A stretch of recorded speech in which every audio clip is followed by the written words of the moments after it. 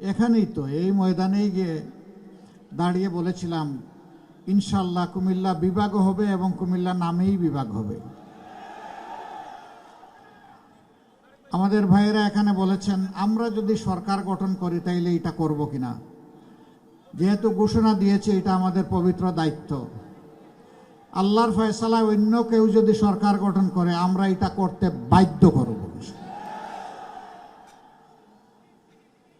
হ্যাঁ, 18 কোটি মানুষের দেশ,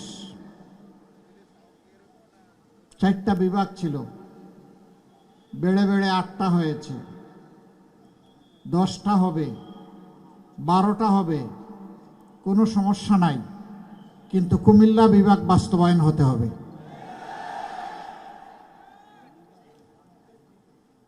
দুই নম্বর বিমানবন্দরের কথা বলা হয়েছে। এখানে একটা ইপিজেড আছে,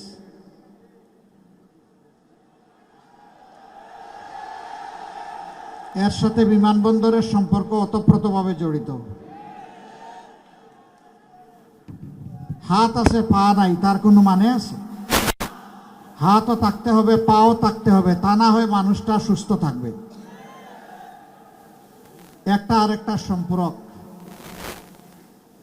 ইনশাল্লাহ হবে, তবে শর্ত হচ্ছে বিমানবন্দর চালু হওয়ার পরে কুমিল্লা থেকে ঢাকা আসা যাওয়া বাই রোড কমাইয়া বিমানটাকে বাঁচাইতে হবে। এই শর্ত যদি পূরণ হয় ইনশাল্লাহ হবে। তবে আমি বিশ্বাস করি ইপিজেডকে যদি আন্তর্জাতিক মানে উন্নীত করা যায় তাহলে শুধু দেশি নয় বিদেশিরাও এখানে ইনশাল্লাহ হুমড়ি খেয়ে পড়বে এবং তারা স্বাভাবিকভাবেই চলাচলের জন্য এয়ার সার্ভিসকে চয়েস করবে। আর অনেক দাবি আপনাদের আছে, সবগুলাই সঙ্গত। আমরা একটাই কথা দিচ্ছি, আমরা কোনো এলাকাকে কোনো নামের কারণে, পূর্ব কোনো অযৌক্তিক ধারণার কারণে আমরা অবশ্যই তাদের হক থেকে বঞ্চিত করব না ইনশাআল্লাহ। আগে যারা সরকার চালিয়েছেন তাদের অনেক দুঃখ বেদনা ছিল। কার বিরুদ্ধে? ভাই বলছেন কুমিল্লার বিরুদ্ধে, ছিল না কার বিরুদ্ধে একটু বলতে পারবেন আমাকে? একটা পরিবার, একটা গোষ্ঠী, একটা দলের কিছু মানুষ ছাড়া সারা দেশের জাতির বিরুদ্ধে তারা প্রতিশোধ গ্রহণ করেছে। আমরা ওই প্রতিশোধের রাজনীতিতে নাই।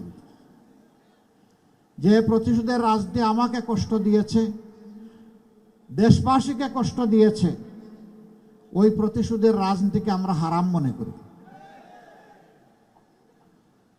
রাজনীতি রাজার নীতি নয়, রাজনীতি ইনশাআল্লাহ হবে নীতির রাজ।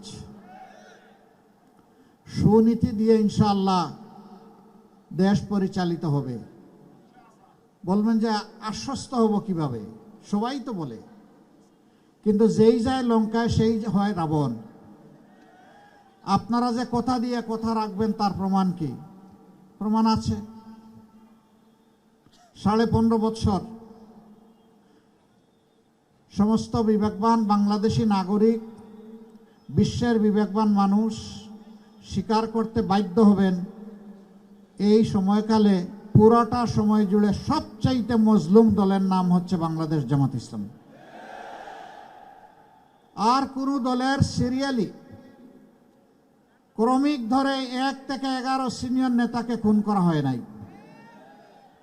আর কোন দলের অফিস মাসের পর মাস, বৎসরের পর বৎসর তালাবদ্ধ করে রাখা হয় নাই।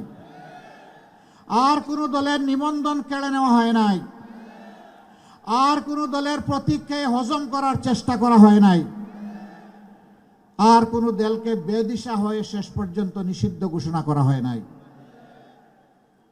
আর কোন দল বলতে পারবে না তাদের একজন নেতার বাড়িও বুলডোজার দিয়ে ভাঙ্গা হয়েছে। এটি একমাত্র জামাত ইসলামী। গুম কমিশনের রিপোর্ট দেখেছেন। আমরা কথা কম বলি আর সবর বেশি করার চেষ্টা করি। এই রিপোর্টে উঠে এসেছে সবচেয়ে বেশি গুমের শিকার হয়েছে বাংলাদেশ জামাত ইসলামীর লোকেরা।